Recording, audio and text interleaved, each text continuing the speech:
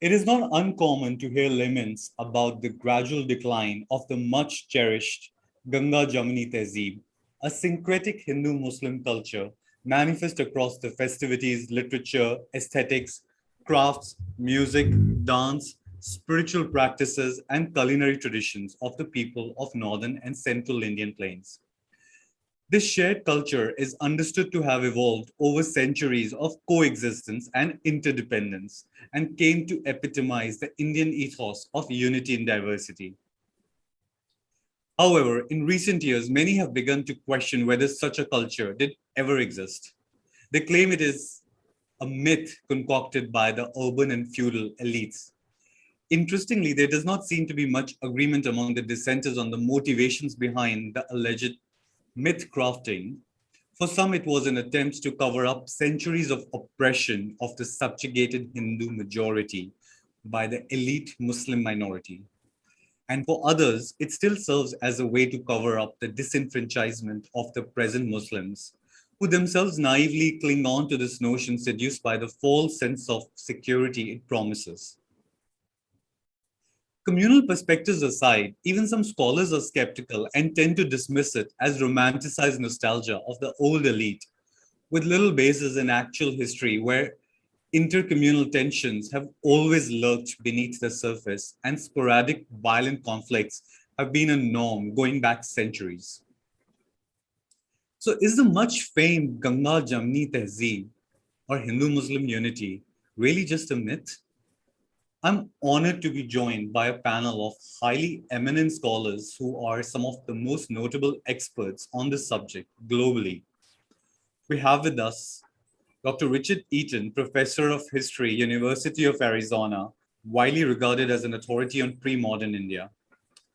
We have with us Dr. Francis Robinson, Professor of History at University of London, specializing in history of the Indian subcontinent and Islam. Dr. Ram Punyani, President of Executive Council of Center for Study of Society and Secularism, and formerly Professor at IIT Bombay. Welcome all of you to Argumentative Indians. It's an honor to have you. So before we delve into whether or not Ganga-Jamuni Tehzeeb actually existed, I would like to understand, where did the concept begin? When and how did this concept emerge? Can I invite you, Dr. Professor Richard Eaton, for your opening comments on this? Well, I would think that this is a very modern idea, probably a product of 19th and 20th century colonial and post-colonial periods, having a great deal to do with the lead up to the division of British India into two separate countries. And I believe we can talk about this in more detail, but I would think I see it as very much a modern idea. It is certainly not a term that has any roots in pre-colonial Indian history. And so I think it would be a mistake to try to search for something like this Ganga-Jamuna Tehzeeb in the past. I see it very much as a modern phenomenon, and with nothing really in the past that can inform it. And so, was it? What do you think was the reason for this thing for this idea to appear in the colonial or post-colonial period? Well, I look forward to hearing what Francis has to say, because he's more of a specialist on 19th and 20th century history. But I see it as having much to do with the projection backwards of particular historical events that occurred in the 19th and 20th centuries, having to do, obviously the colonial construction of pre-colonial Indian history, which was already a divisive phenomenon. The Indian nationalist movement from the 1880s forward, which looked to the past for inspiration. Obviously, the Pakistani movement, which we all know about, and the political opposition between the League and the Congress, all this leading up to the partition of 1947, the two-nation theory, which has everything to do with justifying the partition, made it necessary for there to be a counter narrative, which I assume is what we mean by this Ganga-Jamuna Tehzeeb. So I see this thing as entirely a 19th and 20th century phenomenon with no relevance at all to pre-colonial Indian history. Got you. Thank you. Let's bring in Professor Robinson. Well, I think Dick Eaton is right, but there's one important distinction that I think we need to make. And that is, although the concept of Ganga-Jamuna Tehzeeb is fairly recent, nevertheless, it did exist going way back into the Mongol period, although perhaps no one ever felt the necessity to frame it in that way. So the fact that we wish to see it as a relatively modern concept doesn't mean that it wasn't actually happening in much earlier times. Right. So we don't specifically call it as Ganga-Jamuni, but there was, what you mean is there was a composite culture going back all the way to the Mughal period. Yes, and as I've told you, I see it as initially, primarily based in government offices. And here it's important to remember that, well, it's actually a Khatri, Toda Mao, who makes the language of government under the Mongols Persian. And so Persian was the language of administration, and Hindus, in particular Khatris and Kashmiri Brahmins, who played a major role in the Mongol administration, they worked side by side with Iranians, Turks, Afghans, and Indian Muslims. And in his recent study of a leading state secretary under Shah Jahan and Aurangzeb, and this man was called Chanda Ban Brahman, Rajiv Kinra has presented a full picture of the rarefied Persianate world of the Diwani, in which wide knowledge of Persian literature was expected, and being able to write appropriate verse in Persian was highly prized. And Hindus and Muslims competed with each other to be the best in these activities. So I see this as something that really goes back to the beginning, at least the beginning of the 17th century, and we can probably take it back further. And this, the descendants of this class, now using Urdu, populated government offices throughout northern India, particularly in the UP. And one really needs to have an image of a Ganga-Jamuna Tehzeeb spread in government offices throughout the province, but also found in princely courts, in the estate offices of large landlords, but then also, particularly in the UP, it would also be found in many kasbahs, where government officials might have land and to which they might retire. And perhaps one of the last sort of manifestations, well, not the last manifestation, but a key manifestation in the 19th century, in the middle of the 19th century, which is how after the mutiny uprising of 1857-58, this class lay behind the many scientific and literary societies which formed, and where Hindus and Muslims worked together initially, worked together in order to confront the challenges of British rule. So I see this as having deep roots, but initially based around government service, but of course covering the areas of not just literature, but music, dance, food, and so on as well. So that brings me to one of the most wide criticism of this notion, the argument is that whether it was literature, art, government service, or all of this is the realm of the elites. So this was a concept limited to a very small elite, whereas the vast majority of Indians never experienced any this intercommunal harmony, and hence the concept of Ganga-Jamuni Tehzeeb, when it was subjected to public scrutiny in the contemporary times of mass media, it did not live up to public scrutiny because it's not a shared history of most of the Indians. It was limited to a few elite. And that is why we see such a widespread rejection of this. Do you agree that it was a phenomenon limited only to the elites, the phenomenon of maybe not so much the culture, but like the intercommunal harmony, where people were, where the religious identity was not that prominent for people who live together in societies? I don't think it should be seen just as an elite formation. Those who've read Abdul Halim Shara's marvelous work on the end of sort of decline of Oriental culture in Lucknow note how he emphasizes the fact that even the common sort of barrow boy spoke Persian, and so Persian was spoken at the local, it was outside the Ashraf class.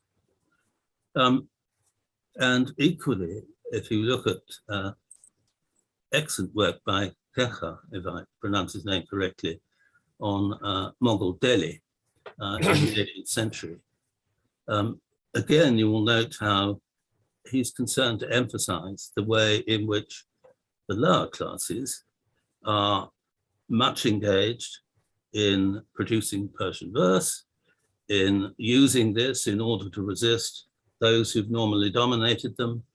And so I think we have to see this as something rather broader than just a Sharif activity. One other issue I would take is that if we look at the religious dimension of this, of course, many Hindus, particularly women, might attend at saint shrines. They might also attend the Urs of saints. And equally, there'll be Muslims who paid special attention to Krishna. Wajid Ali Shah used to compose rasas based on stories from Krishna's life, with the aim particularly that he would act in them. And Hazrat Mahani, the great poet from Kanpur, Krishna again was very important in his spiritual life. And he wrote a good number of poems in praise of Krishna, and he would go to Mathura whenever he could in order to be at Krishna's birthplace. So I don't see this as something necessarily just restricted, again, to the Sharif class, or indeed to the world of the government office. Thank you. Let's get Professor Punyani into the conversation. So what is your view? At what point did the religious identities of people of pre-colonial India emerge? See, now I think India is a very diverse country with multiple cultures and multiple religions living side by side from centuries. Now, religious identities have been consolidated mainly during colonial period for political purposes by sections of society. But when we talk of this Ganga-Jamuni Tehzeeb, let's see that when different people are coming, they are interacting with the local. Now, at the level of the governance, at the level of the rulership, the king, for example, a Muslim king has Hindu associates, like Akbar had 9 jewels. Akbar himself being a Muslim, with Birbal, Todarmal being close associates, Raja Man Singh being his commander-in-chief. So I don't think there was any distinction at that level. Similarly, if we see in our Maharashtra, Chhatrapati Shivaji Maharaj, being a Hindu, but he had a lot of Muslim associates who were a part of his administration. So at the level of rulers also, of course, people call it like Hindu period, Muslim period, but I have a lot of doubts about that because different people have been interacting very thickly with each other. So that is at the level of the kings. But when it comes to the people, people are also thickly interacting. And one example I'll give, and that is, for example, Sufi saints like Kabir, Tukaram, Namdev, Narsi Mehta. If you see that their followers are not just belonging to Hindus, Muslims are also following them because of the particular traditions. In Rajasthan, there is one Ramdev Baba, of course, and there is a suffix to his name, Peer. He is visited by poor Dalits, poor Hindus, and a lot of Muslims also. Similarly, if you see the Sufi saint shrines like even near Bombay where I live, there is a Haji Malang Dargah. In Haji Malang Dargah, you see Muslims visiting them, Hindus visiting them, and surprisingly, the in charge of the Dargah is a Hindu Brahmin, Gopal Vishnu Ketkar.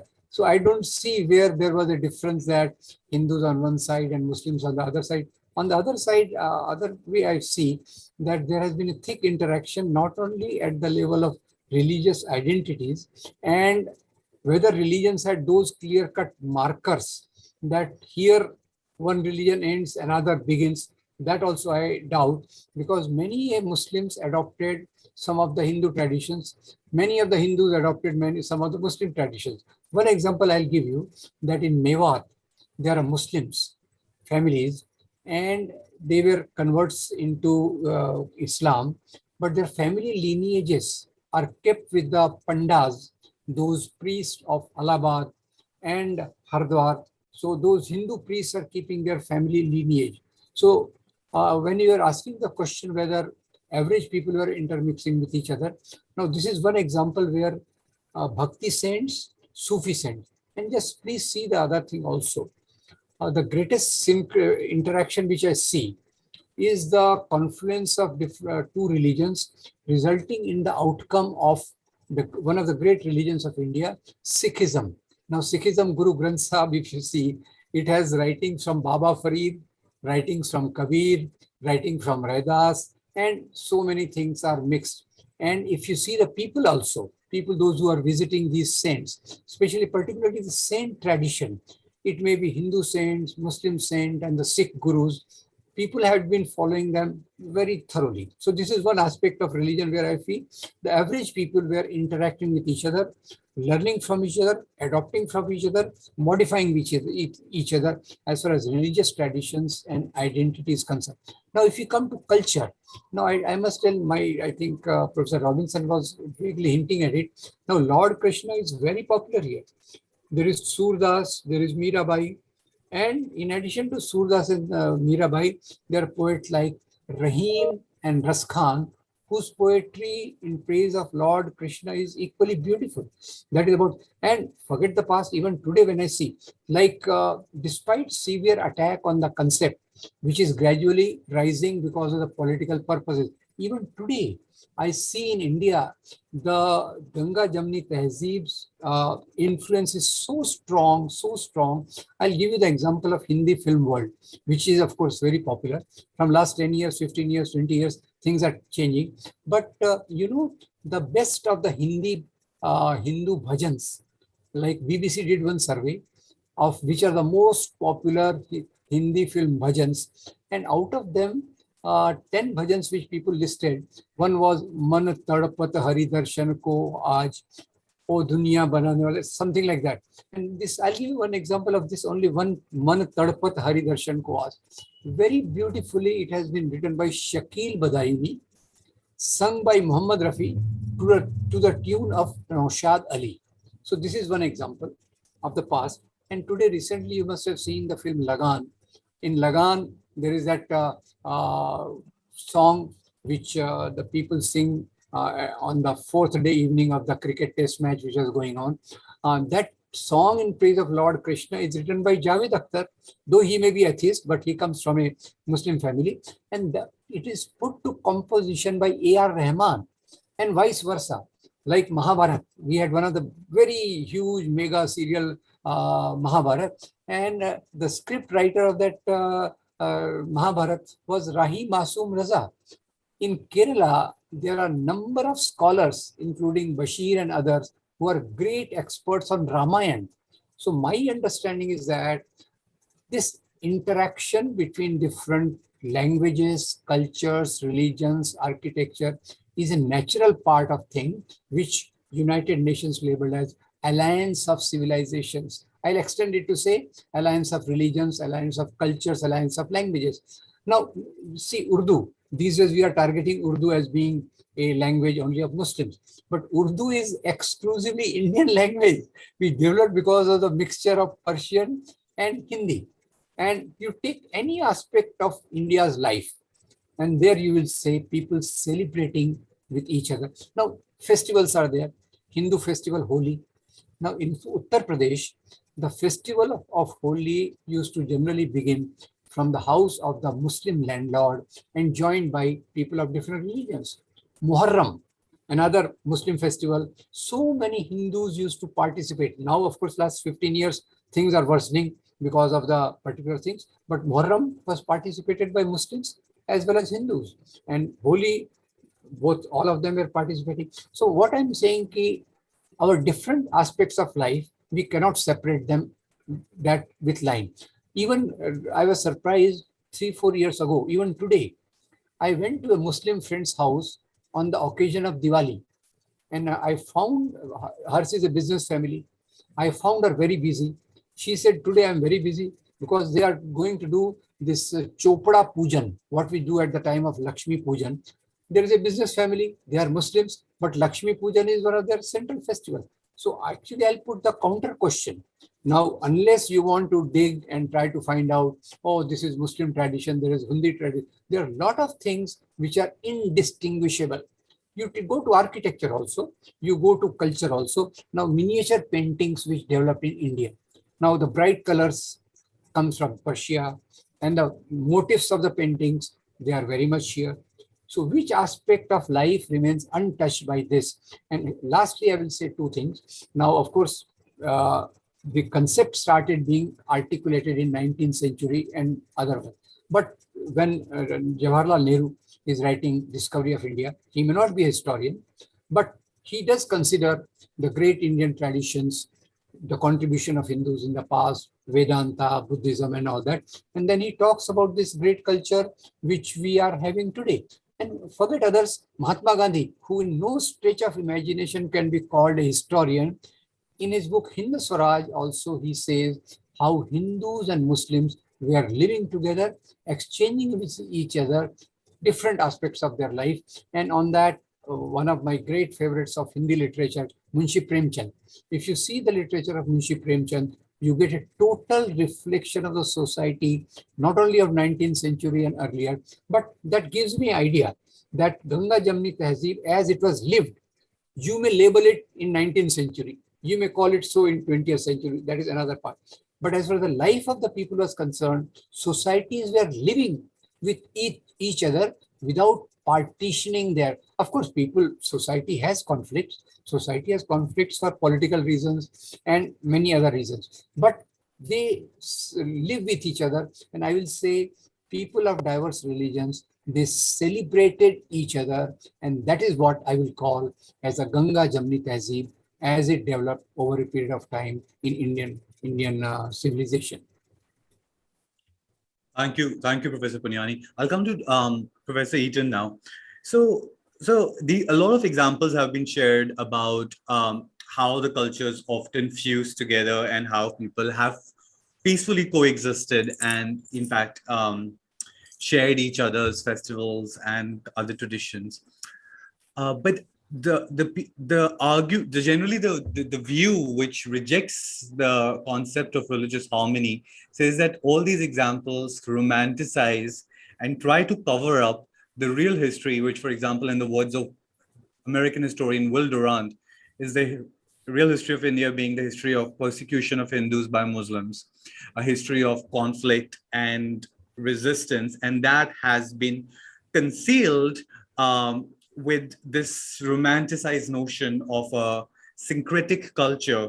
And what they argue that the cover-up is whether what you have to look at is of a much greater evidence of large-scale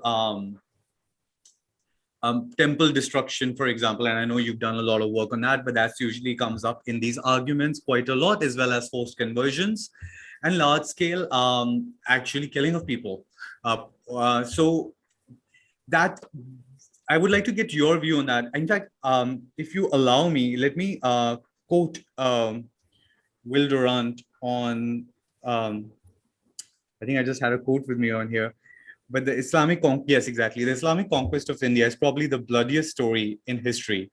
It is a discouraging tale, for its evident moral is that civilization is a precious good whose delicate complex of order and freedom, culture and peace can at any moment be overthrown by barbarians invading from without or multiplying within. So I want to get your view on this entirely alternative narrative of Indian history.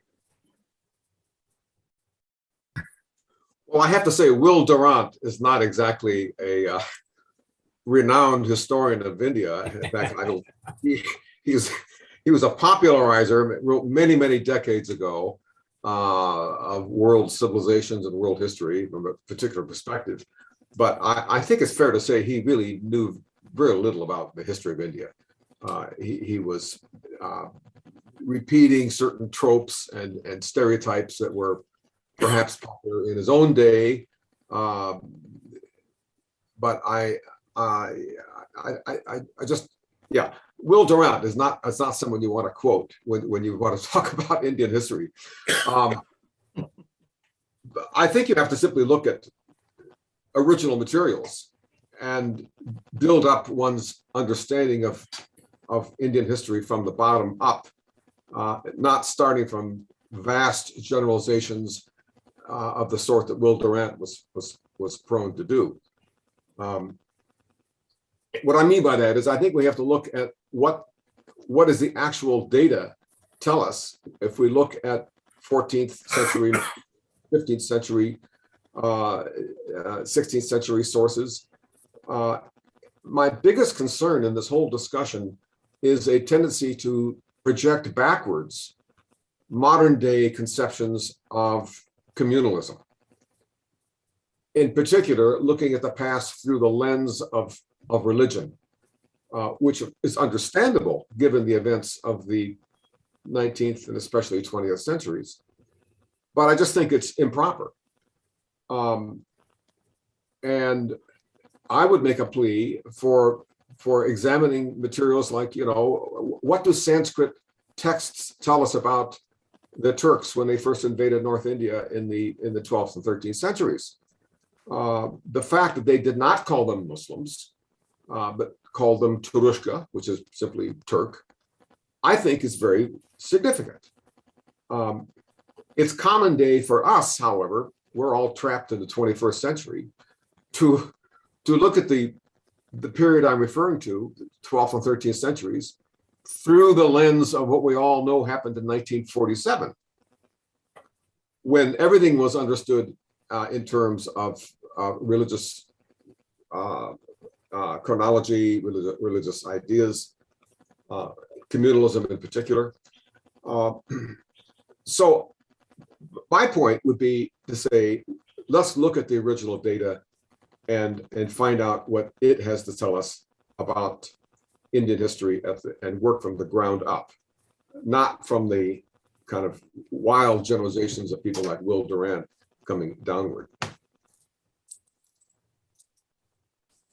You're muted. Yeah, I got it. Thanks. You mentioned something very interesting, that when they came across these invaders from Central Asia, the Sanskrit text do not call them Muslims. They do call them Turks or whatever, what that means is Turks. That's interesting. So the concept of identity at the time sounds like it was different. They were not identifying people on the basis of religion. How did people of those periods, when you talked about 14th century or even before that, 13th century, how did the Indians at the time think of themselves? Obviously, there was no concept of calling themselves as Hindus. That's a very recent concept.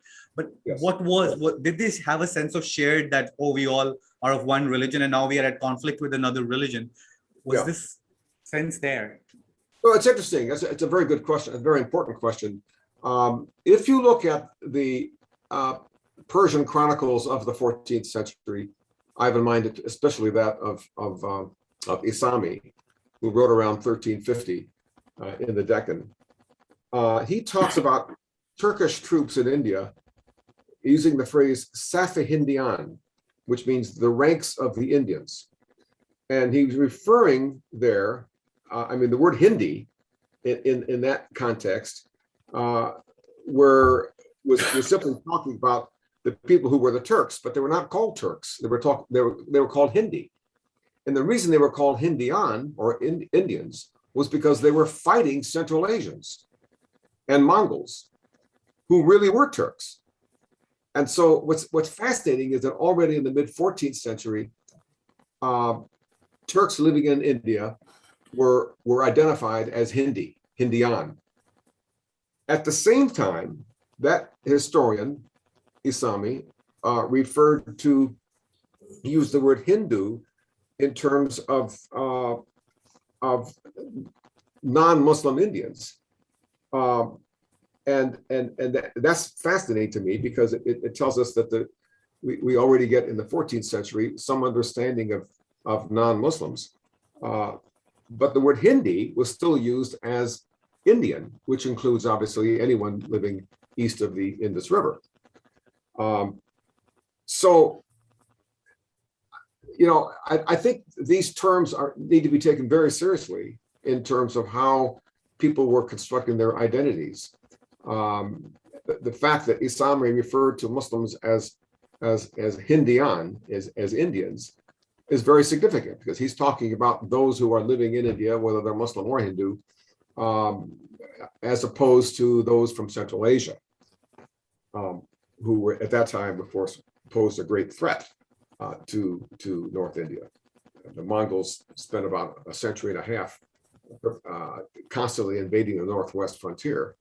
And that the very fact that you had a long period of Mongol invasions of India, which fortunately failed, instilled among the Turks living in India a sense of Indianness, a sense of the need to plug up the passes of the frontier of the Khyber Pass and the Northwest to keep these people out. So I would suggest that the Mongol invasions had an extremely important role to play in the formation of a collective Indian identity, if only because of the necessity of seeing India as our home, and out there, those people who are invading as the true enemy. So there certainly was not an issue of Hindu-Muslim conflict or even relations at this early point in time. And that's actually interesting. So you brought up the Mongol invasions. So when Mongol invasions were happening, the Mongols were fighting with Delhi Sultanate. What do you think was the view of the average Indian? Did they start thinking of these Delhi Sultanate defending them as part of their own culture, or the Delhi Sultanate rulers were still foreigners and enemies fighting another set of enemies? I would go with the former. I mean, there's a very interesting inscription that dates to the late 13th century, I believe, in which the Delhi Sultan Balban is praised as this great protector of North India, and he's given all kinds of Sanskrit titles,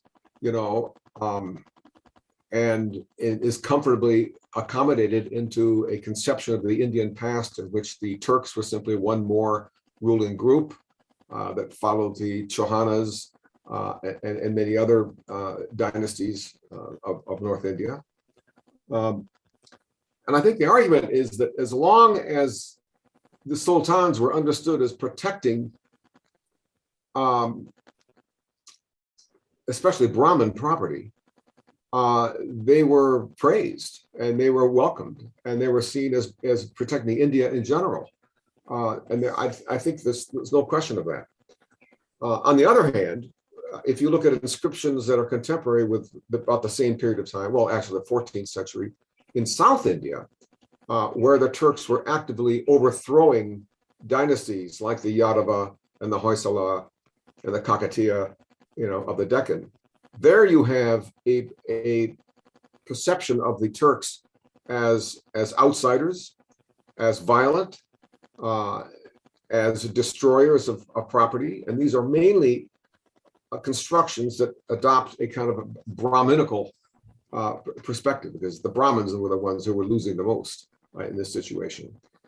So I think there's an important contrast that needs to be made between moments of initial conquest, such as the Deccan in the 14th century, and moments when there's peace and stability, which has been facilitated by the sultans, in particular in the context of these Mongol invasions.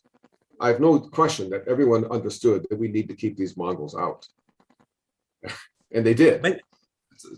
But even in the South, right, where you mentioned that these Turks invading were seen as barbarians, would it have been any different had another northern Indian dynasty tried to attack or invade the southern kingdom? Even if, regardless of the religion, I'm just trying to understand, was religion the factor? Because from the South at the time, the cultural difference was so stark. Religion had nothing to do with this.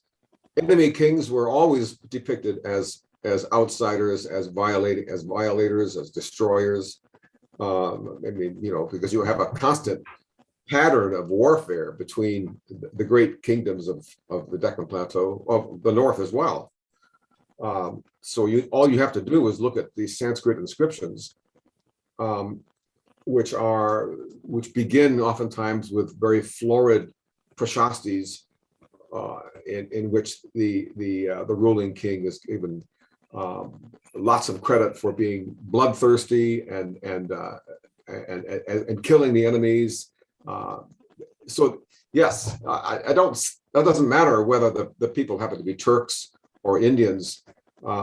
They're always, if they're destroying property and overthrowing legitimate regimes, they will inevitably portrayed in very negative terms. Okay, so there was clearly a concept of a cultural difference, but it wasn't necessarily defined by the religion. And I want to also have a follow-up question on your point earlier about that the Sultan on Delhi, whoever was protecting them, was seen as the protector, as long as he was protecting the Brahmin property. How does this sit with the fact that these people were also desecrating and destroying temples at a large scale, and also trying to convert a lot of people by force or economic incentives?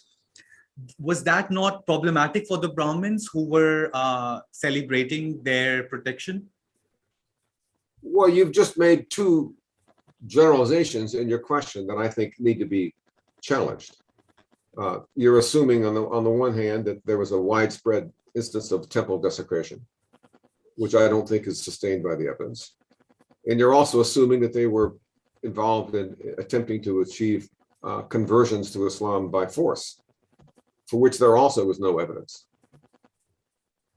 So I think we need to go where the evidence is. We need to look at these things very carefully in terms of contemporary evidence, and not project. Sorry, please go ahead.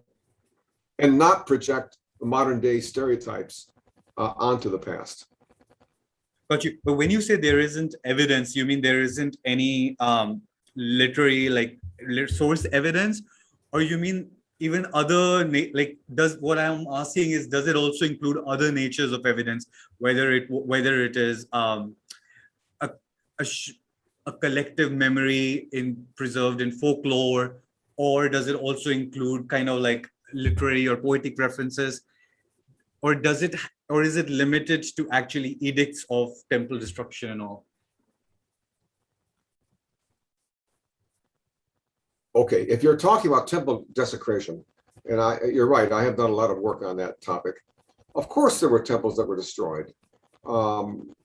But if we look at the context in which these took place, there's little doubt in my mind that these were temples that were patronized by enemies of a moving military frontier. That as soon as that frontier was stabilized, temples were immediately objects of protection and support. It's seen as state property, and that this is what actually happened. But the vast majority of temples that were destroyed in the medieval period were temples that were patronized by either enemies of a moving state, whether that state be a Hindu or a Muslim one, or patrons who had previously submitted to the new state, but then rebelled against it, which is what we find especially in the Mughal period. The most common instance of temple desecration in the Mughal period is when there's been a rebellion. It was understood as an anti-state rebellion, in which case the patrons of a given temple were punished. So generally, when people bring up the temple desecration or destruction, they generally quote the circumstantial evidence that there is such a paucity of important ancient temples in northern India versus southern India. And that is linked to the fact that northern India was much longer under Islamic rule. But what you've raised is a very interesting alternative explanation where it has to do more with the conflict, where there is more, where there is, people are destroying these temples because they're patronized by your enemy. And once you take over that, it becomes part of your domain. So then you protect it. And Correct. Since we've had more of this, is it fair to say that we've had more of this kind of turnover, or I don't know what's the right term, conflicts between kingdoms and different empires, dynasties emerge and take over others in northern India, which is why we've probably seen more destruction in northern India? I don't think you can say that.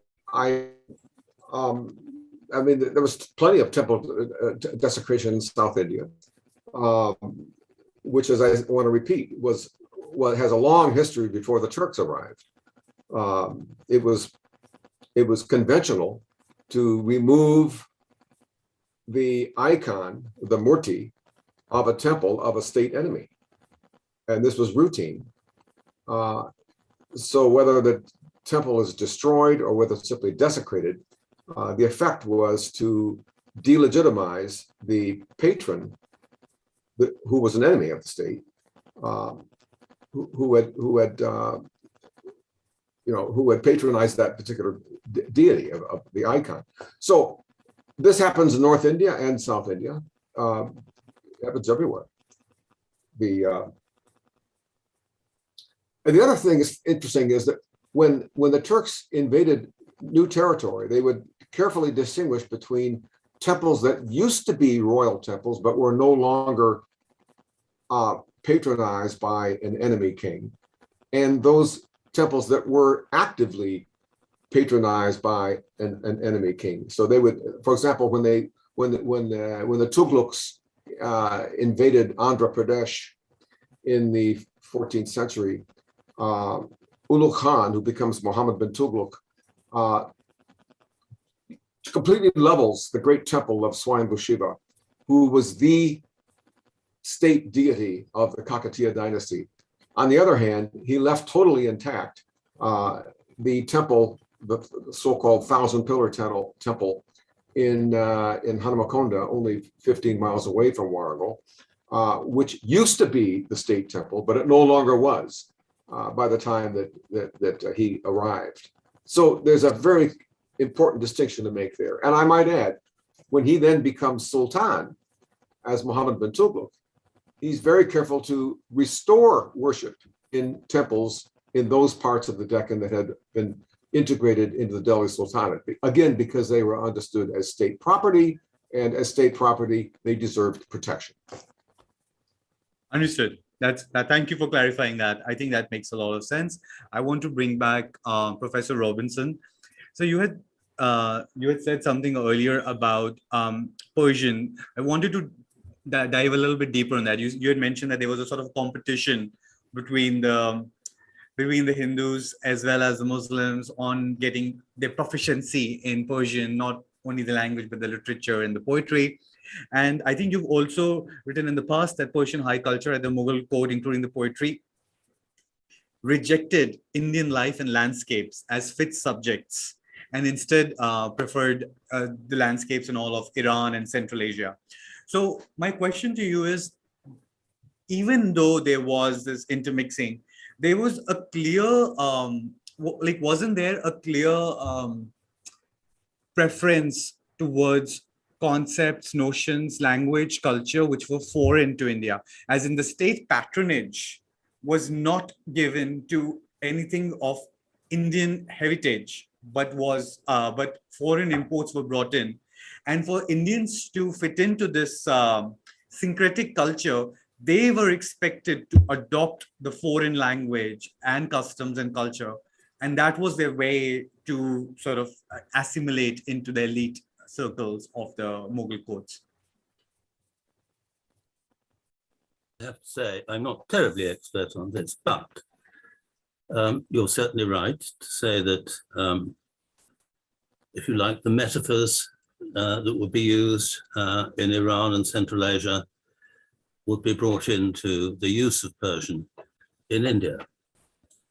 But one of the transitions, I believe, that Persian goes through, and Persian verse goes through, as you move into the 18th century, is becoming increasingly rooted in the Indian landscape and in the Indian world. So I think, although you're quite right to say that there were for a long time, people were focusing on images from outside India, as time went on, images from within India became more important. And one has to remember that Hindus themselves are probably, I don't think anyone's ever quantified it, Dick may be able to tell us, Hindus are contributing hugely to Persian literature. As you probably know, more literature exists generated in Persian in India than in the world outside. So India is a great generator of Persian literature, and Hindus play a very important role in that. But Dick may be able to help us with this idea of, if you like, an Indianization of Persian as we move on in time. No, I fully agree, Francis. That's a very important point. That the Persian language initially begins as a foreign language, obviously, but it very quickly becomes indigenized across India. And I mean, one of the ways you see this is in vocabulary. When you have in the 15th century, all these vernacular languages begin to achieve literary status.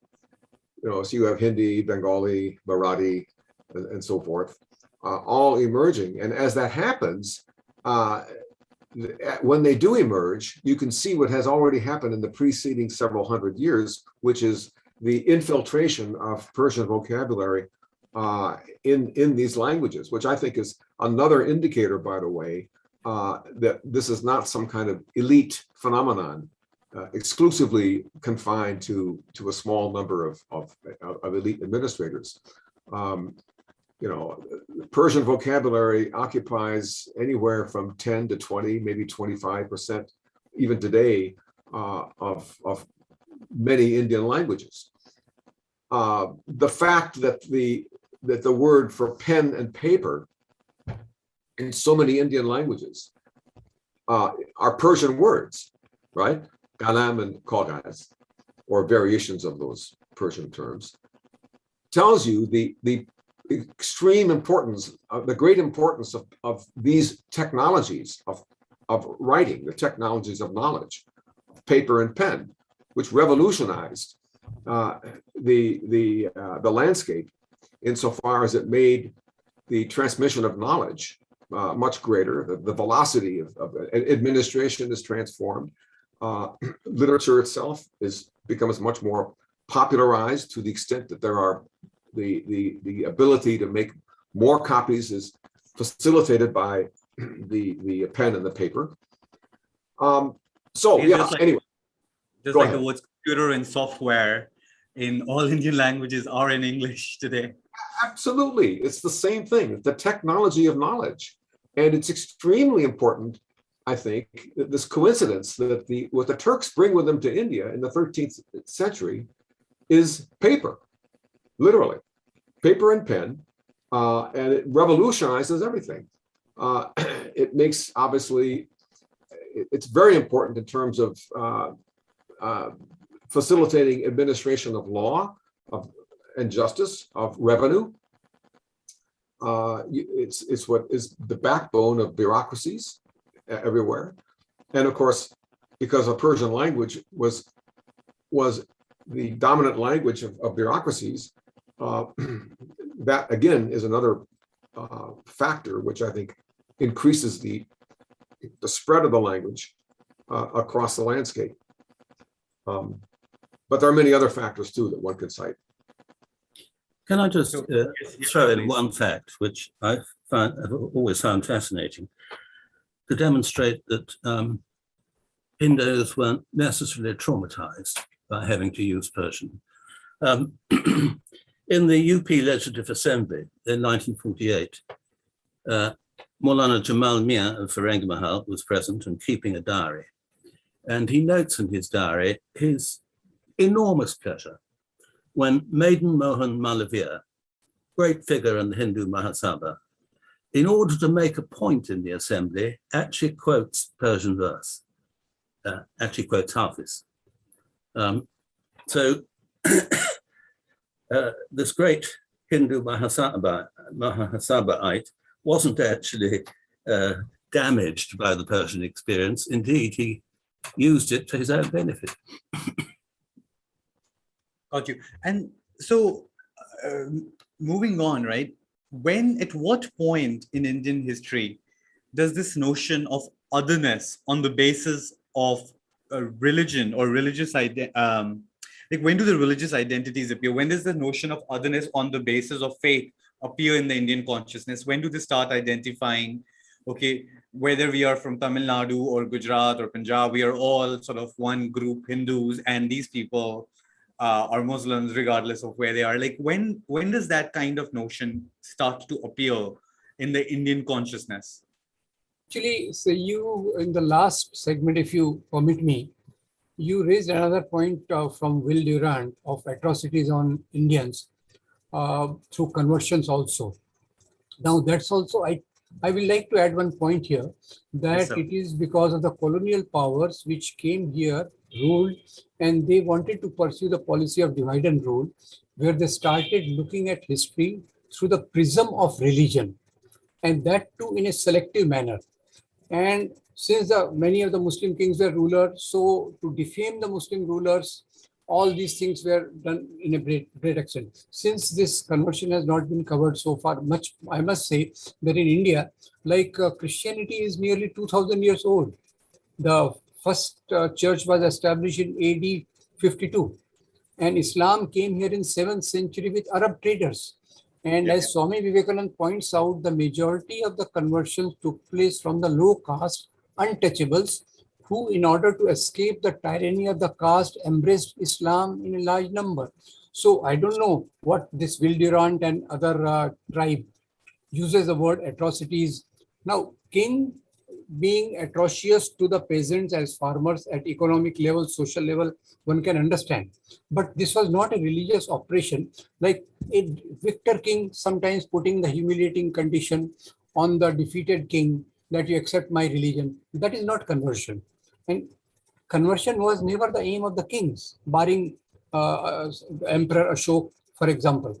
So kings were there for ruling, and this we forget. This is what British colonial historiography brings to us. One more point let me add. As you said, when this point of Hindu and Muslim came, and more than other identities, this was again the construct which came particularly after the rebellion of 1857.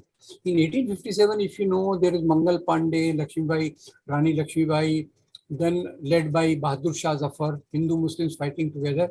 And after that, the British Viceroy calls a meeting of his officers to say that if we want to rule this country, we have to pursue the great Roman policy of divide et impera.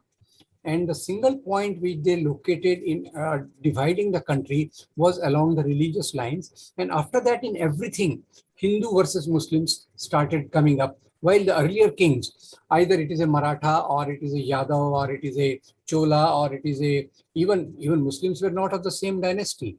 There were earlier also Khilji, Ghaznavid, Ghulam, and Mughals came at the last. So now the whole thing started being seen, gradually started being constructed in the light of this binary of Hindus and Muslims. Of course, Christians are a minority which are lately being targeted. So let's keep them aside for the time being. But this binary was definitely a creation of British policy through James Mill's book, History of India, which divided India into ancient Hindu period, Muslim period, and modern British period. That was the first one.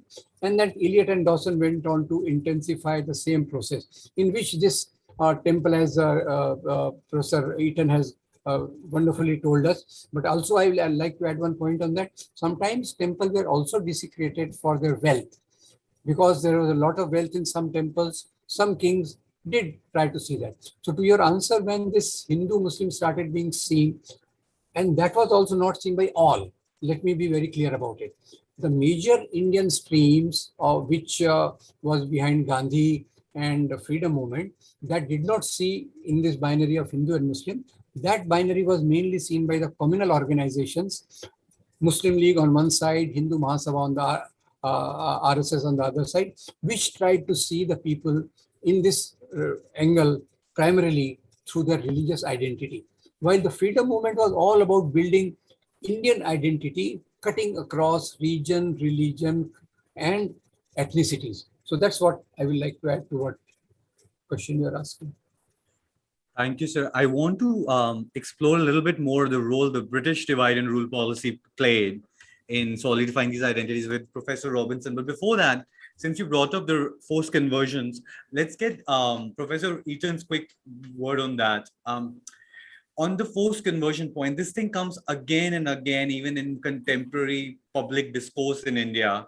The general notion is that people came on horses and sword, and everybody was given two choices: either you convert to Islam or your head's gonna be, or you'll be beheaded. What is the picture that emerges to you based on actual study of the sources available? Well, I think the place to begin with that is the point that Professor Pugnani made, which is that the kings, the ruling classes, were invariably interested in loyalty and in revenue and in the productivity of the land. In my study of Bengal, for example, I quickly understood that the Mughal government, the local officials serving the Mughals, did not care whether a person who cut the forest and began extending cultivation was a Hindu or a Muslim.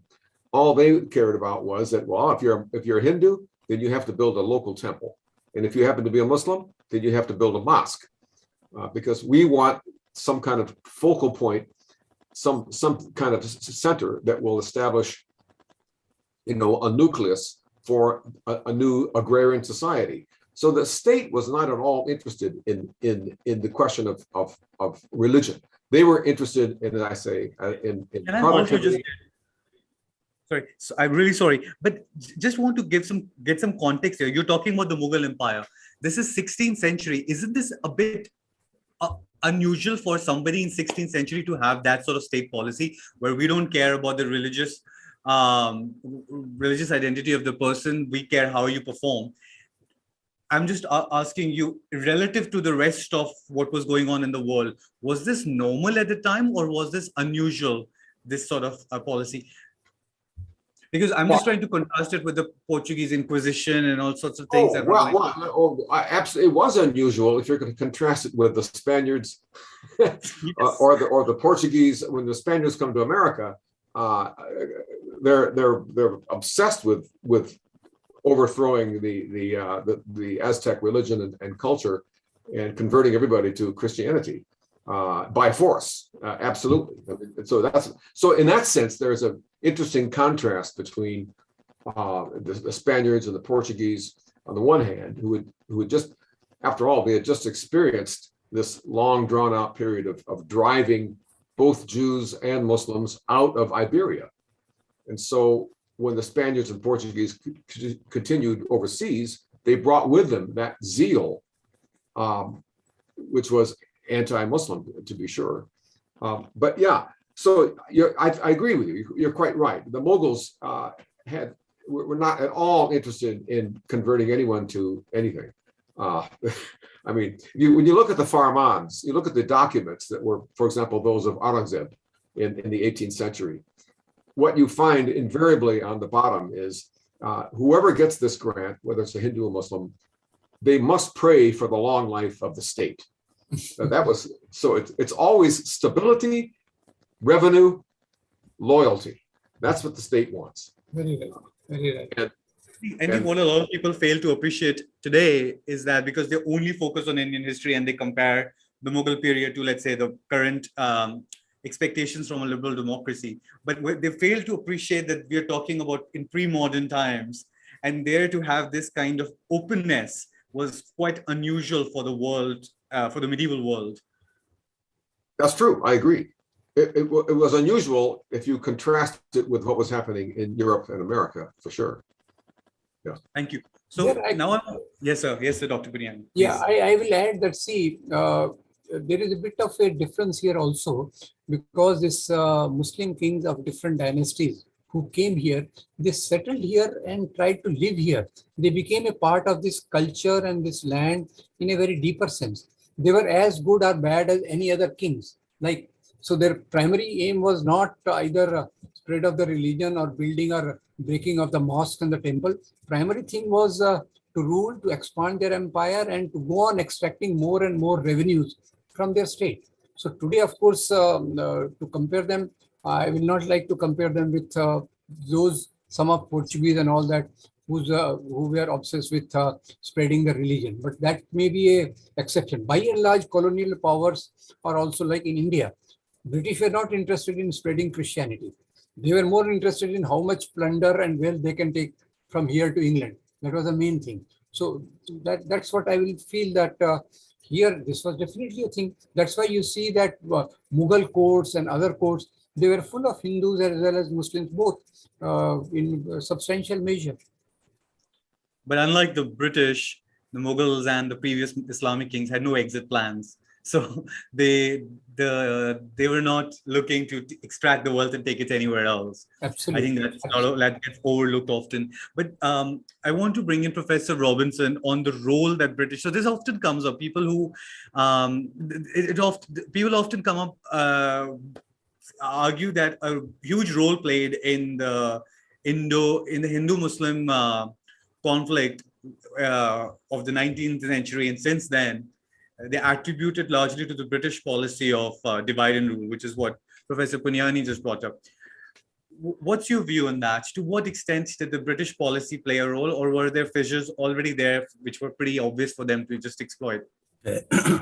I'm very unhappy with the easy acceptance of the idea that there was a British policy of divide and rule. Okay, that's old Congress history, old Congress policy. This doesn't mean that British rule did not have a divisive impact. That's something else.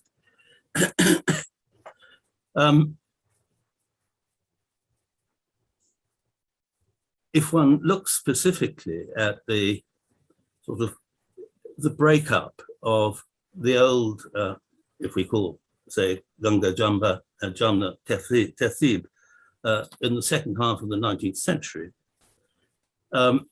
there's several things going on.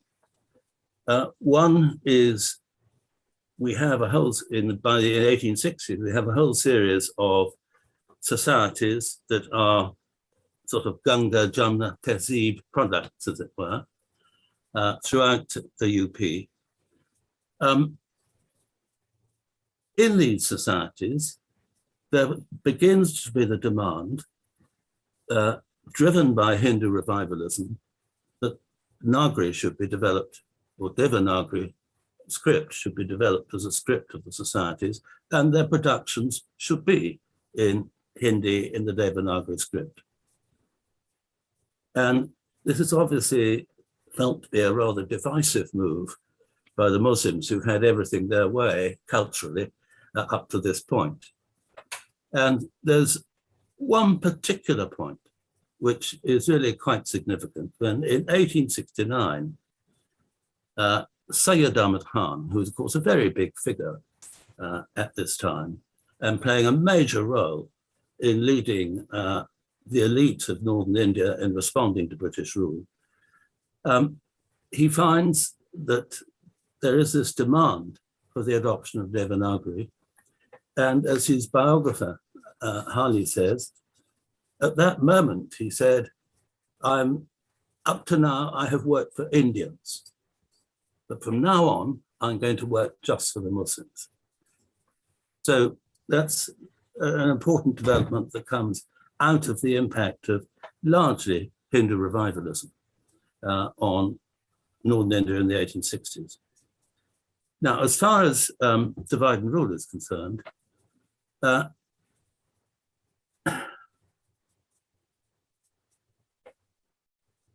first of all, in terms of the British, they did look, as Ram Punyani has told us, look, and Dick as well, they did look at Indian society through religious spectacles. That was quite a normal thing to do in the 19th century when Britons themselves were going through a Christian evangelical revival. People tended to think of category in terms of religious categories. So that's one of the reasons why the censuses divided people up into Hindu, Muslim, and so on. But that wasn't the only thing.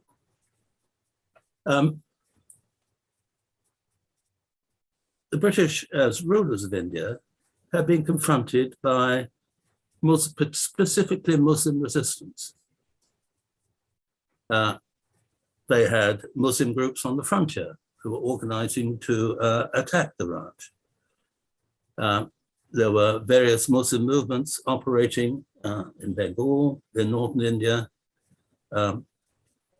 against the Raj. And so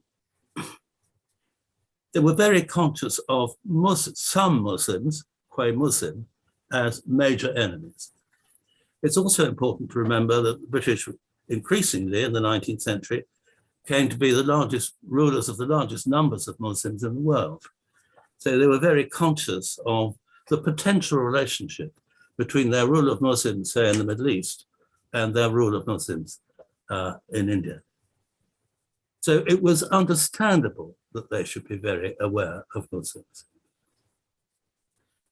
But for instance, the very specific move that takes place in the UP in the late 19th century to adopt the Devanagari script alongside the Urdu script or the Persian script as the scripts and languages of government, that was driven in part by those in the Department of Public Instruction who were very concerned actually to teach people a script which most people would use rather than few people would use. So there was an educational drive behind that.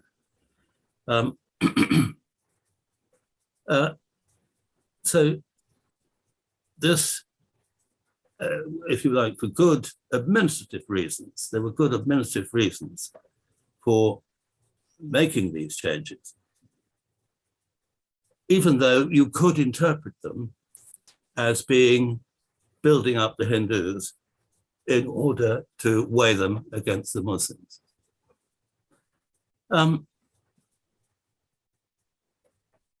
Side by side with that, I just want to put one reflection here. I'm not sure one should make too much of it, but no one has made anything of it, that Sir Anthony MacDonald, who was Lieutenant Governor who drove this process, and was also a very important figure in the House of Lords when the Morley Minto reforms were discussed, which introduced separate electorates. He came from Northern Ireland, a part of Britain which thought entirely in terms of religious categories, Catholic and Protestant. So I often wonder whether he wasn't profoundly influenced by his Irish experience in the way in which he thought about Indian society.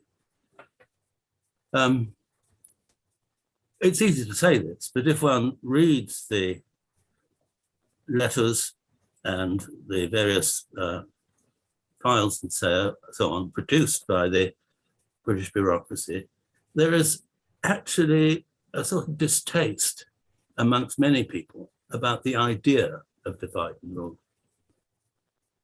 They actually are not very happy with it. So this is why I think one should move with caution when easily saying the British adopted divide and rule. Some may, but others were very worried by it. Do you think it could have inadvertently happened? Because like Indians, until the time were, and they still are today, are divided in so many castes and subcastes, jatis and gotras. And probably that was the dominant classification of the society at the time. Whereas the British, who came from the European concept, religion was the way they decided to classify. So inadvertently, they may have brought out another kind of classification which may not have been prominent. That's just one view out there, that they failed to understand the caste divisions of the society, where Muslims and Hindus sometimes fell in the same caste group. Well, I think you make a good point. Why on earth didn't they think of another way of conceiving of Indian society? And I've often thought about that myself. But I think given the nature of Britain at the time, it would actually, evangelical revival and so on, it would be quite difficult for most Britons actually not to have their eyes, first of all, on religion rather than class. With potential subjects for salvation, probably, at least for the missionaries who were active in some point.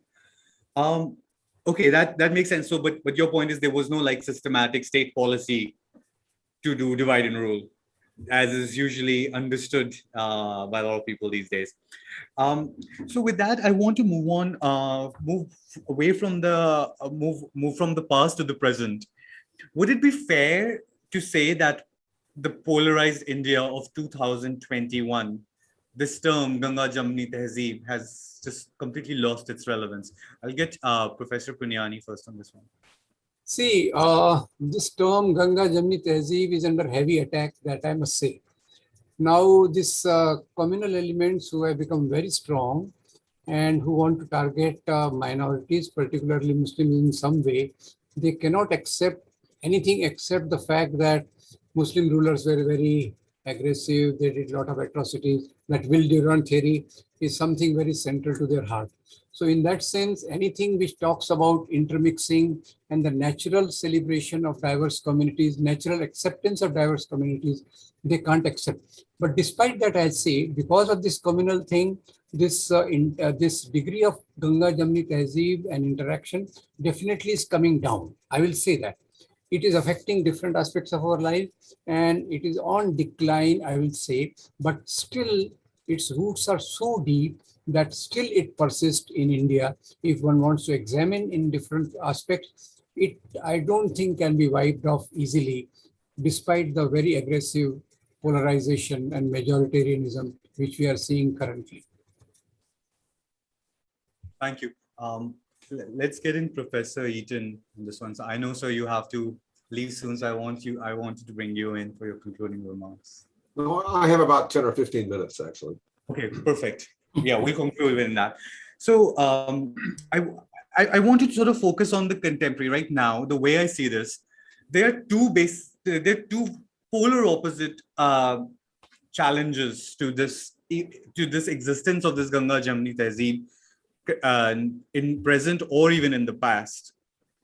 One comes from the Muslim side, actually, and there is this view that this is an elite romanticization, which might actually be doing a disservice to India's Muslims, on whom the burden falls unduly to adopt the Hindu customs to prove the existence of a composite culture. So just going back to some of the examples you gave, Professor Punyani, earlier, that the Muslims sometimes play Holi, or a lot of Muslims write Hindu bhajans. These are the examples usually quoted when people talk about Ganga-Jamuni Tehzeeb. But a lot of present Muslims feel that they are, because of this whole narrative of Ganga-Jamuni, they are under pressure to adopt Hindu festivals and customs to appear secular Muslims, and expression of their religious identity makes them vulnerable to being labeled as a radical Muslim or a fanatic Muslim. So it's actually becoming problematic for them because it's undue burden on them to live up to the Ganga-Jamuni Tehzeeb. I think the burden is not because of this concept of Ganga-Jamuni Tehzeeb. The burden is mainly because there are so many things which are going on, which try to target them, and strong Islamophobia which is being spread. But it is not one-sided traffic. It is not that only that they have to adopt the aspects of the Hindu culture or this thing. I think there are a lot of things which they brought, which has been a part of Indian culture, broadly speaking, which have become a part of Ganga-Jamuni Tehzeeb. So I slightly will feel that even, for example, in most of the facets of our culture, art, architecture, it is a intermix. It is not that Muslims have to adopt Hindu things. There has been a natural fusion. Actually, I will say this is a very natural fusion in which people have tried to adopt and live with each other, taking up their good things, right? It may be cuisine, it may be music, it may be art and other things. So I even see even dargahs which are primarily can be identified within the Muslim fold. A lot of Hindus even currently go there. So I don't think it is a burden on any of the section of Muslims just to adopt what Hindu culture dictates or says. It is sort of a, whatever was a natural cohesion going on, natural interaction and celebration was going on, one has to just leave a continuation of that. But I'm sure they are disturbed because of the communal onslaught on them. And that may be coming out in the form, some people trying to have only exclusive Muslim culture according to their understanding. While India's Muslim culture is not the Muslim culture of what Indonesia had or what Saudi Arabia has. It has its own flavor, and which has a lot of natural elements coming from each other. So if there's some section feels, it is because of that overall communal situation, which is in which they are very adversely placed, and they are very placed in a very disadvantaged situation because of that. Thank you. And the polar opposite contestation comes from the Hindu right, who resent the whole Ganga-Jamuni Tehzeeb because they argue that it's exclusively preached to Hindus and has become a euphemism for Hindus to be accommodative. They feel that the onus is always on them, or at least on Hinduism, to be accommodative to other faiths. So I want to so here I want to question the historiography, right? Like their argument is that this is a narrative created by the Marxist historians of India, that there was the syncretic culture, and they have tried to conceal the actual history, which was a history of conflict and resistance. Professor Eaton, what is your view on the historiography of how it has evolved in India? Do you agree with this, that the nationalist or the Marxist historians post-independence have created this version? First of all, I think the word Marxism, to use the word Marxist to describe many historians, including myself, I was rather shocked to hear that I've been called a Marxist. I mean, not to mention many eminent people. It's true that there has been a quarter of, I mean, many prominent historians of the Mughal Empire, namely Irfan Habib and some of his followers, are indeed subscribed to Marxist thought. That's fair enough. But to paint anyone who is a who is has a secularist vision of the past as a Marxist, is simply a gross misrepresentation of Marxism itself. So I think I would start with that. I think that the term is simply unfortunate and misplaced. The historiography, I mean, it's a very contested question. I think that what's driving a lot of this, and as I was listening to you talk about, current trends in Indian thought, it seems to me that something we've not touched on yet, but perhaps needs to be given some attention, is the profound effect of social media on the public. What social media has done is vastly expand the public sphere on the one hand, and on the other hand, it's created silos, separate communities, so that people are only listening to their closest friends, and there tends to be an echo chamber, so that ideas are not as freely exchanged. I think in the current kind of atmosphere, this is not just India, obviously, this is everywhere. It certainly is America, where we're seeing the effects of social media polarize Americans. And I think that polarization driven by the technology of social media is something that's probably global. And it has, I think, some role to play in understanding what's happening in India today. And I think that's unfortunate.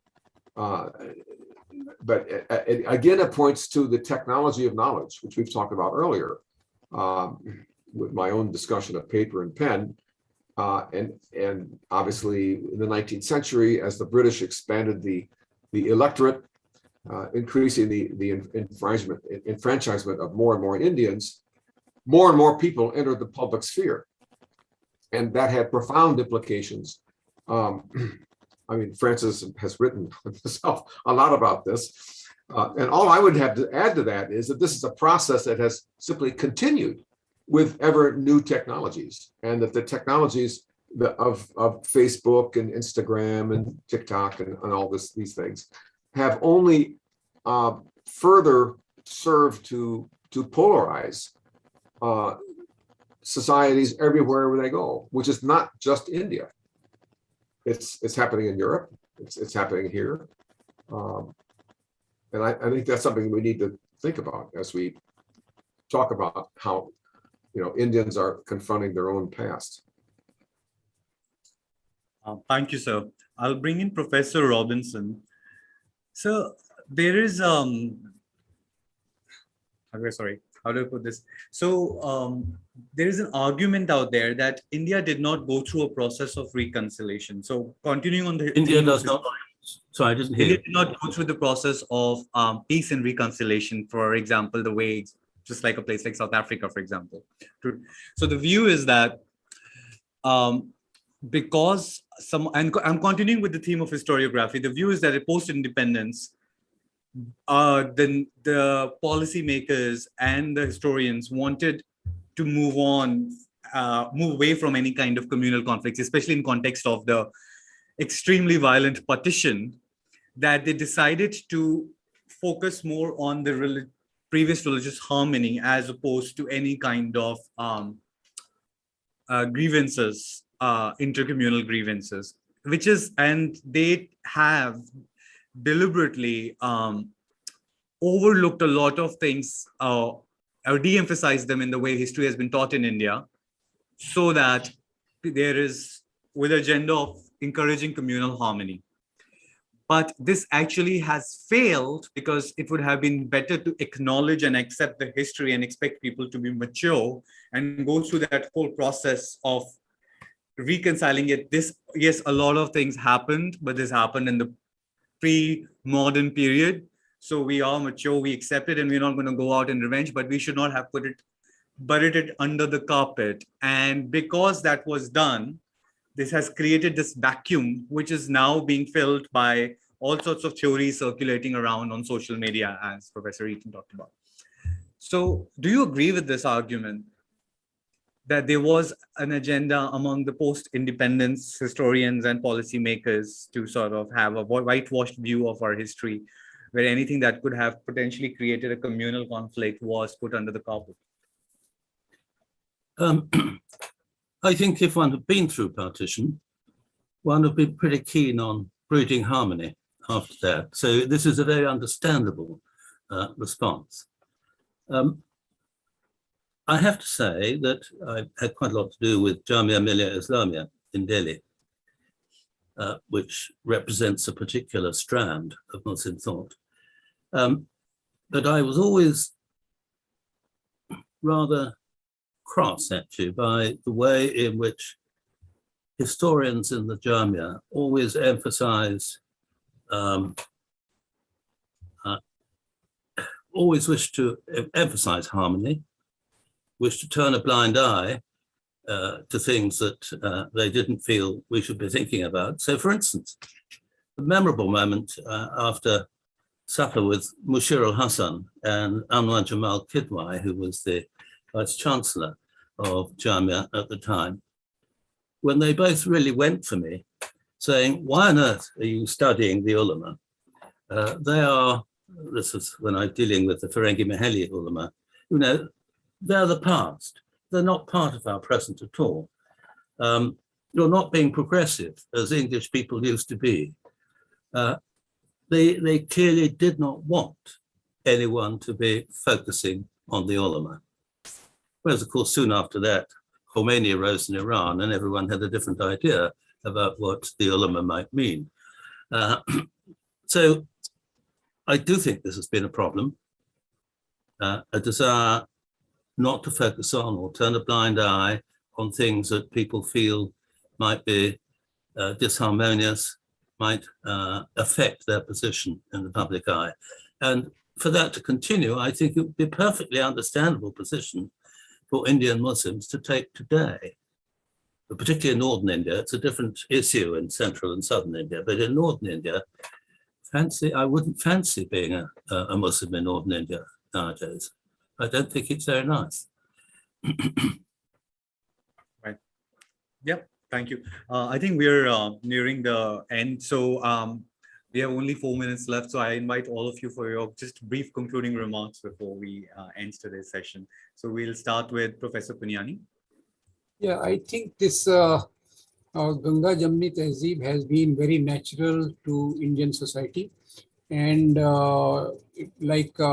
Gandhi was no Marxist, neither was Nehru, nor were many of the leaders of the freedom movement who took along all the people with them. And it is unfortunate rise of the communal politics which wants to divide the society further, which has made this construct to be instilled in people's mind about atrocities, conversions, temple destructions, large families, terrorism, that now they want to blame it all further by saying that this is all a creation of Marxist historians. And as I don't think that is true. I feel that there are a lot of elements of our togetherness even today. And I just can wish that that togetherness of different religions that persists and gives us a better society away from this divisive politics which we are suffering intensely at the moment. Professor Eaton. Well, thank you. I would simply recapitulate a point I was making earlier, which I strongly believe, and it goes back to the issue of insisting on understanding the past on its own terms and not projecting our issues onto it. Because when we do the latter, history becomes a morality play where we take sides, we decide who's the heroes and who's the villains. And that is probably, I think, the most egregious abuse of history that one can imagine. So that's my closing point. And this is by in no way is India the only one that does this. I mean, the tendency to project the present into the past is common everywhere. I see it in my own country. You see it in India. And I think the only solution is simply to go back and learn the appropriate languages, go back to the texts, study the architecture, the literature on its own terms. And only then can we build up, I think, a proper understanding of how we came to be the people we are today. when people want to alter the present and the future, they find legitimacy for their plans in the past. I think that happens everywhere, Right. unfortunately. Professor Robinson? As Dick has just said, it's about building a society which has a much better understanding of how to approach the past. And it's an extremely difficult thing to do because everyone comes to the past with their own baggage, with their own sort of agenda. But it'll take a long process. But one hopes that within the framework of education in India, people, as I'm sure many do, really grasp the importance of addressing this issue. After that, I'd just like to thank you and your team for enabling us to have a very grown-up discussion about these very important issues.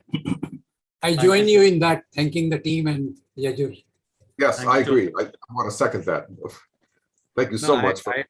I'm really honored and extremely thankful to all of you for joining us today. This has been a very enlightening conversation, and I sincerely hope it would help in countering a lot of misinformation circulating